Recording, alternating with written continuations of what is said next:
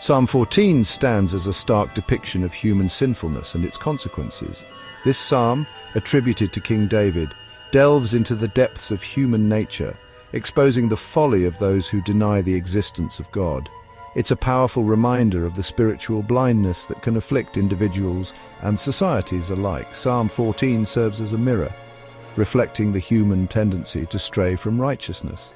These psalms often deal with themes of trust in God amidst adversity, making Psalm 14's focus on the consequences of wickedness a stark contrast. Through vivid imagery and powerful language, Psalm 14 unveils the spiritual bankruptcy of those who live as if God is absent. It's a sobering reminder that our actions have consequences both in this life and the next. Psalm 14 is not merely a historical artifact, it's a living word that speaks directly to the human condition.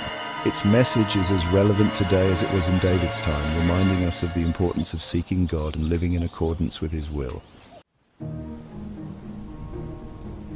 Psalm 14 explores the depths of human depravity and the consequences of rejecting God.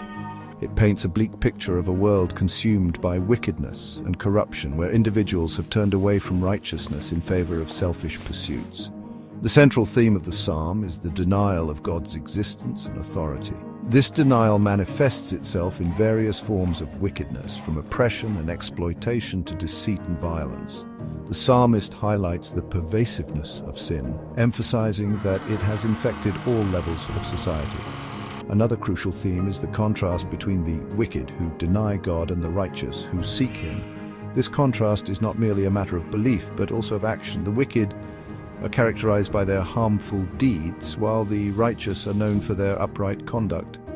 While the psalm primarily focuses on the consequences of sin, it subtly suggests that God is still aware of His people's suffering and will ultimately deliver them from their oppressors.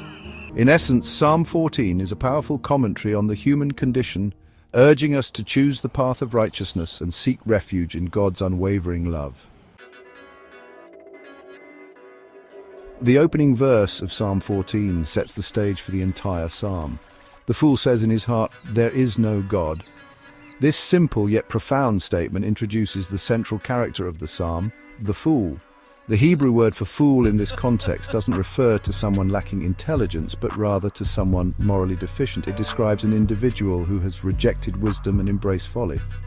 The fool's denial of God is not a matter of intellectual skepticism, but a deliberate act of rebellion.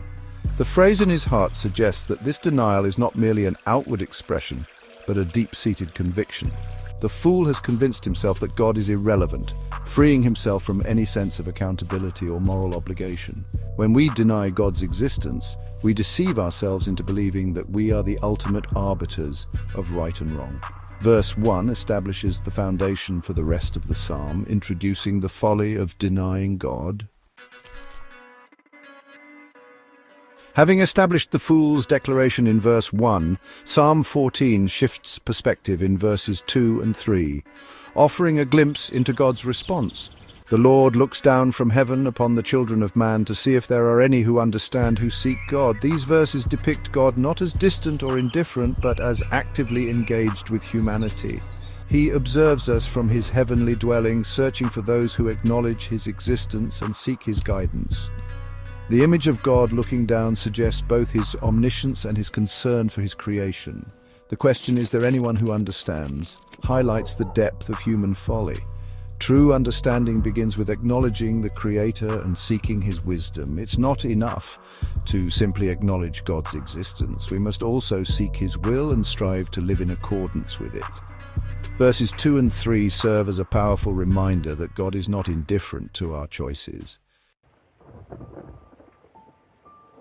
Verses 4 through 6 of Psalm 14 describe the consequences of the wickedness that pervades a society that has rejected God. The psalmist paints a vivid picture of the moral decay and social unrest that result from a godless worldview. They have all turned aside, together they have become corrupt. There is none who does good, not even one. This sweeping statement emphasizes the pervasiveness of sin and its corrosive effects on human relationships. When God is absent, moral boundaries crumble and society descends into chaos.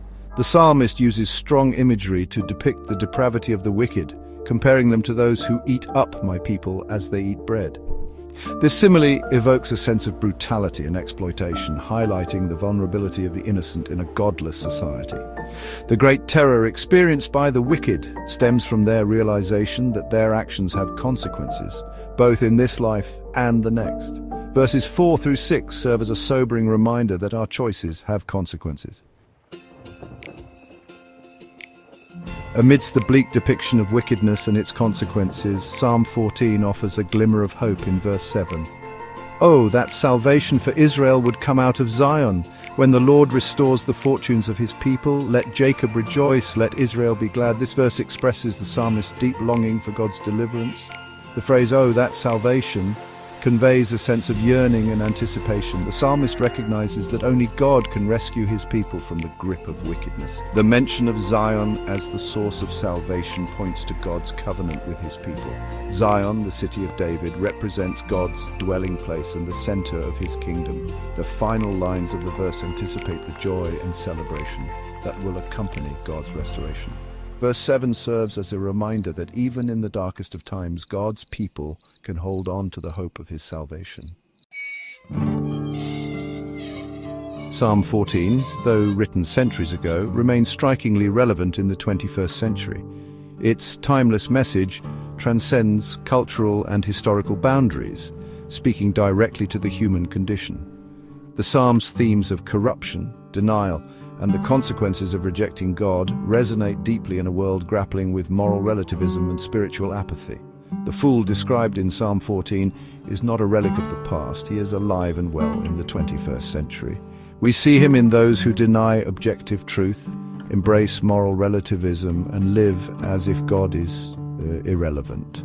The consequences of this denial are evident in the brokenness, injustice, and despair that plague our world. Yet, amidst the darkness, Psalm 14 offers a message of hope. It reminds us that God is still on his throne, observing the affairs of humankind. He sees our actions, hears our cries, and longs for us to turn to him in repentance.